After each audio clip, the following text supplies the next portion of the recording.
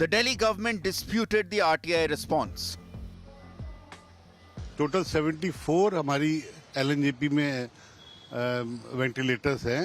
उस वेंटिलेटर्स में से 69 हमारे काम कर रहे हैं। ये आरटीआई को कैसे मैं आपको सत्यता बताऊं, लेकिन हमारे हॉस्पिटलों के अंदर जब आपने मुझे बताया तो मैंने चेक भी करवाया कि ऐसी कोई भी कमियां, मैं एक दो वेंटिलेटर की बात नहीं करूंगा, कहीं भी किसी भी हॉस्पिटल में कमी नहीं है। सब वेंटिलेटर एक्टिव मोड पे हैं। So are ventilators functional or not? The reply to the RTI has put a question mark on the Delhi government's healthcare facilities.